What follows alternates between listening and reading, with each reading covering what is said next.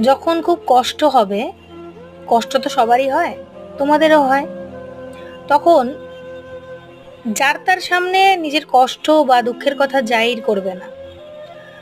যদি কষ্ট হয় কারোর সামনে কাঁদবে না, বিশেষ করে মানুষের সামনে তো কাঁদবেই না, নিজের বাবা মা ছাড়া। যদি খুব কষ্ট হয়, কান্নার ইচ্ছা হয়, তো আড়ালে কেঁদে নিও বা রাতের বেলা কেঁদে নিও, ঈশ্বরের সামনে কেঁদে নিও, কিন্তু আড়ালে।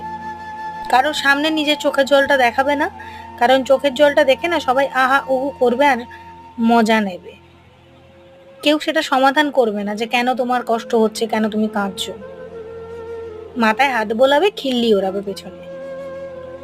তো কান্না হলে মহাপ্রভুর কাছে কাঁদো, ঈশ্বরের কাছে কাঁদো, নিজের সব কষ্ট তার কাছে সমর্পণ করো। মানুষের কাছে কাঁদবে না।